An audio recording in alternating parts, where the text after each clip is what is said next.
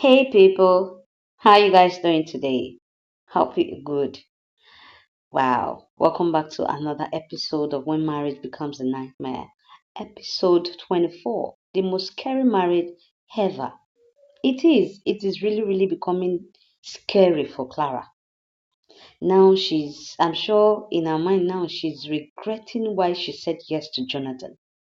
Because she sat down, she was wondering, thinking about all that has been happening this looking at all the scenarios that has played out in her life and what she's going through right now and Benny fighting for her life, you know, she's just wondering about everything. When Jonathan came and was like, Madam, they have discharged our daughter. Please come and pay the bills.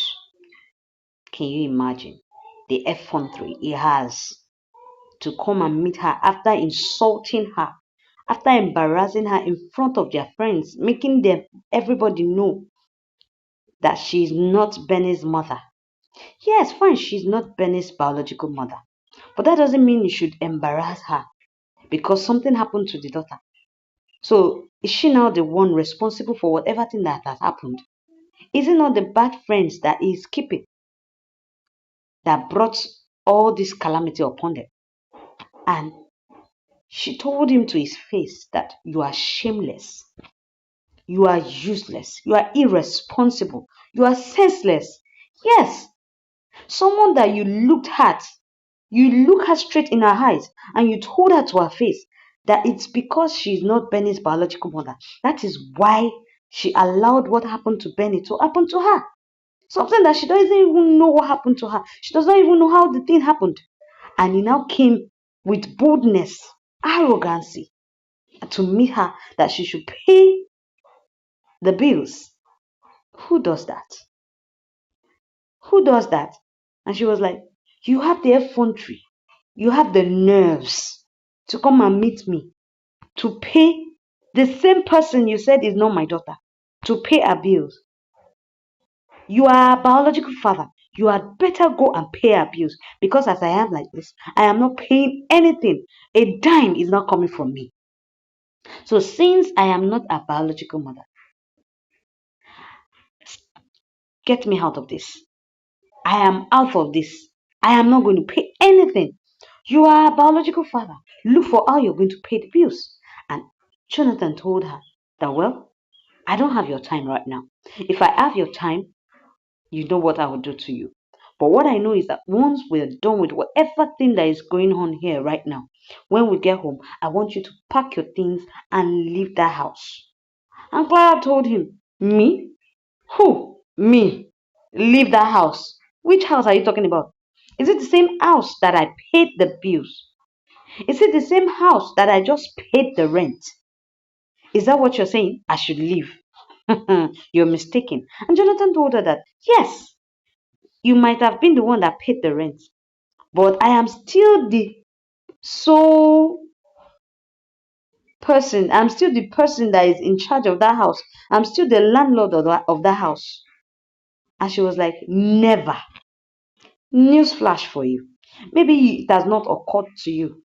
Whose name is on the receipt of the house rent? It is bearing my name, Clara. That is the name on the receipt. And so whoever is going to leave the house will be you. You'll be the one to leave the house because the house now belongs to me. And he's not even feeling any form of shame at all. He still went ahead and met her and was like, I am not ready for you yet. When I'm ready for you, you will know what will befall you. And Clara laughed. She laughed because she pitied herself that, why did she get herself to this inside this mess? How did she get herself into this mess? What happened? She was even asking herself that, how did she say yes to him? Did he even woo her? That she's regretting that she ever said yes to him, to a useless husband. She didn't even know where she met him from. And she was crying, she was talking to God and was like, why did she end up this way? Why did she end up with this kind of man? She never expected that Jonathan would turn out to be like this. She never expected it. And now see what is happening.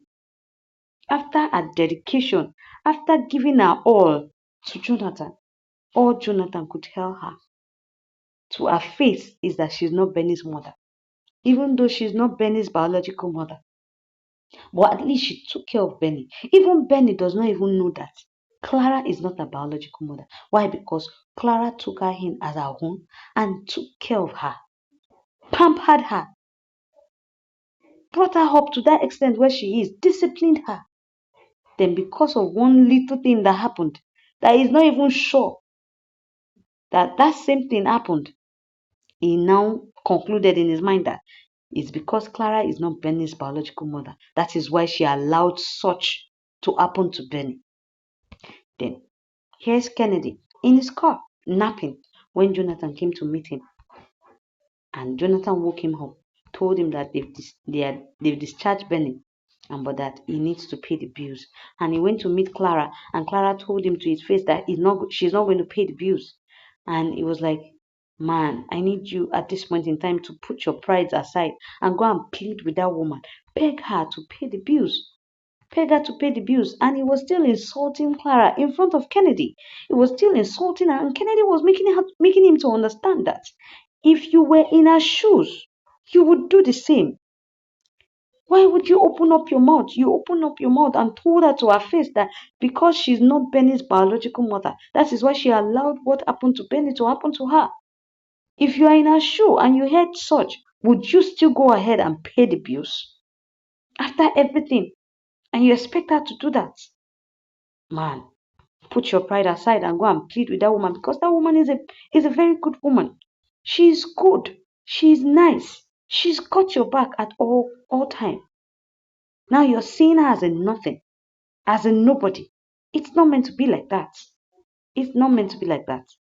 It's not that I don't have the money. I have the money, but I cannot help you. Go and meet your wife. Let your wife help you. Talk to your wife. Don't fall the hand of brotherhood. Don't be a disappointment to brotherhood. Go and meet her. We all know that she don't have this money. She's still the one that will pay the bills for you. She's still the one that is going to pay the bills. And if you try and look for how to pay the bills, people will still think she's the one that paid the bills. So put your pride aside and go and meet her. Go and meet her and pay the bills. And he was like, guy, I was napping when you came. And I went back to sleep. Then Jonathan was angry. That, look at the person I came to meet to help me. And he just dished me like that. And Jonathan left. When Jonathan left, Kennedy opened his eyes and saw that he has gone. And he hissed. I was like, what kind of a useless man is this? Here's Clara trying to force Benny to eat so that she will have stamina. And Benny was crying that they've tarnished her image. They've spoiled her name. They tarnished her image. They tarnished Hank's image. And she still feel and believe that Hank did not do it. He did not do anything with her at all. He didn't do anything to her. So why would they tarnish the image of an innocent person? And can you imagine what people are saying on the internet about her, about Hanks and everything? And she was still trying to defend Hanks. And Clara was like, okay, I understand. For now, just eat and get stamina. And, she was talking and she was like, okay, if you say nothing happened between you and Hanks, what about the video of you and Hanks hugging? And she was like, hugging? And she was like, oh, I actually went to Uncle Hank's office. I went to his office to meet him concerning you and Dad. I went to ask him some questions because there were some questions that were bothering me. And Clara was like, and you didn't deem it fit to tell me that you were going there. And she was like, Mom, I just needed some answers from him. And when I got there, he told me that he has nothing to do with you, that he's just a friend to you, a friend that wants to see his friend succeed. That is all. And that is just helping you as a friend. And he even assured me that nothing is going to happen between both of you, that it's not going to come in between you and Dad. And that is all. That's all. And when she told him that she was going back to school, he gave her a complimentary card and she hugged him. And that was what happened. That's all. And Clara was like, okay. Here, Clara is already getting it because she has overreacted. She's someone that easily jumped into conclusion. If they tell you that this person did this, instead of you to sit down and think about it very well, that this person that I know would not do this, You will first jump into action. Then later you will now start thinking that I have misbehaved. I have misbehaved. Then she was thinking about it and she was like, okay, she should leave that one for now and eat her food. And I'm sure Penny already has an idea who did this to her. She already has an idea. Yes. So she tried forcing her to eat her food and she forced her to eat. And here's Emeka. Jonathan has gone to meet Emeka, pleading with Emeka to borrow him money so that he can offset the bills. And Emeka was like, I will borrow you, but you will pay me back. You will pay me back. I am not dashing you the money. Look at the same person that puts his friend, his dear friend, into this calamity. He's still the same person that Jonathan ran to. Jonathan does not even have an idea the kind of party Emeka has prepared for him. He does not have an idea the kind of hatred Emeka has for him.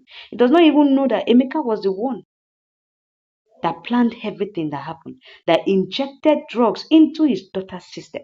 He doesn't even know that.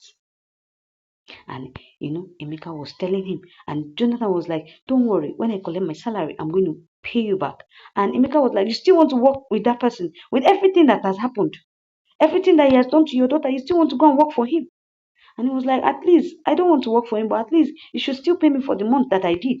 And he was like, I don't think this person is going to pay you at all. Judging from the whole situation, I don't think he's going to pay you at all. And Emeka was like, what is he doing here? Then Jonathan also turned and looked. And here comes Hans. Hans is in the hospital. And Jonathan was like, what are you doing here? Oh, you have come to finish from where you started from, where you ended, Abby? You want to come and hand it? Eh? You want to come and hand what you started, Abby? We don't need you here. Please get out of here. Get out of here right now. And Hans was like, if I don't leave, what will you do? And they started exchanging words. They started exchanging words between themselves. All of a sudden, before you knew it, they started fighting. Kennedy had to end the score and he came to separate Jonathan and Hans. Emeka was trying to hold Hanks for Jonathan so that Jonathan will rush him with blow, will punch him very well. Jonathan kicked Emeka and Emeka still pulled Hanks. Then Kennedy had to pull Hanks to one corner and was like, what is he doing here? Does he want to spoil the whole thing? His presence is not needed in the hospital. That he should understand that this is the hospital. Why would he come here to fight? And Hanks was like, Jonathan needs to be taught a lesson. He needs someone to teach him a lesson. And that is why he came. That he just came to see the innocent girl. He knows that he did not do anything with this girl. Kennedy told him that his presence is not needed here. That what he thinks is he should stay far away from these people so that they would not tarnish his image the more. The police are already on this case. Let them handle the case. My own advice to you is lie low. Lie low. And it was like, he's not going to lie low. That whoever is responsible for this is going to get to the end of it. And it was like, yes, you will get to the end of it, but I want you to stay clear away from these people. And Hanks asked Kennedy that, do you also believe I did it? And Kennedy was like, what I believe does not matter right now. What people believe does not matter right now. But my own is that I want you to lie low. Allow the police to handle this case. Allow the police to handle this case. But if you must know, okay, I don't believe you did it. I don't believe you did it at all. I don't believe you did it. But my own is that I want you to stay clear of these people. They don't mean well for you at all. They don't mean well for you. And I was like, he's going to get to the root of everything. He's going to get to the root of everything because they have tarnished his image. They have tarnished the image of his business. They have tarnished the image of the innocent girl. And Kennedy was begging him. I was like, if Clara should hear this, Clara will not take it lightly. And he was like, he does not want to hear that name again. He does not want to hear anything about Clara again. He does not want to ever hear anything about Clara again. And he spoke to Kennedy and walked out on Kennedy. And Kennedy was shocked that what has gotten over him, that he is now reacting like this. And Kennedy was like, he must get to the root of all this. He must get to the root of all this. And he left. And as he left, here, they are back home. They've gotten home. The grandma was holding her so that she would not fall because she's still very weak. And Clara came to meet her mother and was like, she should not worry that she would take Penny upstairs. Then, as she was about to take Penny upstairs, Jonathan stopped her and was like, hey, stay on your lane. Leave my daughter alone. And Clara was like, are you out of your mind? This is my daughter we're talking about here. I am taking her upstairs. Please, don't stop me. Don't stop me. This is my daughter. She is also my daughter. She is also my daughter. And Penny was like, what is this commotion all about? Mom, what is happening? And Jonathan was like, you're still calling this woman your mom. After everything that she has done to you, you're still calling her your mom. Then Clara's mother started talking. And while she was talking, Clara told her mother to her face that enough, enough, that she does not want to hear anything from her. She has done enough. And as she feels that she has overstayed her welcome, that she should go inside and pack her things and leave. She should pack her things and leave, or she should stay wherever they put her. She should not put her mouth in their matter. This is a family matter, and she does not need her in her family affairs. And the mother was shocked at what Clara told her. Then she kept on talking and was like, she does not want to hear anything from her. She does not want to explode at this point in time because whatever thing that she wants to do now is just to take care of her daughter. And the mother was like, she's just trying to look out for her. And Clara said, nobody needs your help. Nobody needs your looking out. Whoever does not want to feel fine about it should not feel fine about it. They should go to hell for all I care. What I care about right now is my daughter's well-being, how my daughter will be okay. Please, stay out of this. And she kept on talking to the mother. Yes, the mother brought this upon herself. And as Clara picked up Penny and wanted to take Penny upstairs, Jonathan still stopped her. And she pushed Jonathan and was like, hey, she is my daughter and I will take care of her. Penny, let's go. And she took Penny away from the scene. And, Jonathan was just looking. He could not do anything about it. And she took Penny upstairs. Clara's mother was like, what did she do? Has she done anything wrong? What did she say? She didn't say anything. And Jonathan was like, Mama, if your own daughter can talk to you like that, if she can talk to you and insult you like that, can you imagine what I've been going through in her hand? He's trying to look for the mother-in-law's sympathy. And when he said that, he walked out on her also. He walked out on the mother-in-law. And the mother-in-law was shocked at everything that happened just now. She was shocked and was wondering why her daughter spoke to her in that manner. Here there was a doorbell where Jonathan went to open the door for whoever was ringing the bell. And when he opened the door, it turned out to be Jonathan's younger sister. Jonathan's younger sister came in and Jonathan was like, why didn't you inform me before coming? And she was like, if he had picked his call, he would have known that she was on her way, coming to the house. And Jonathan was like, well, your presence is not needed here. Please leave. And she was like, who do you think you are? I am not the kind of person that you can be bossing around. I didn't come here to see you. I came to see my wonderful in-law. How is Penny? I heard everything that she's all over the news. And she was like, a useless mother was responsible for everything. And she was like, she regrets ever begging Clara to accept his proposal, to marry him, that is so useless and irresponsible. And that now that he has made Clara's life miserable, that she's regretting it. That if she had not begged Clara at all, Clara wouldn't have accepted his offer, wouldn't have even listened to him. And it was like she should get out of his apartment. And she was like, she's going nowhere, that she didn't come for him. She came for his wife and the daughter. And that is what she came for.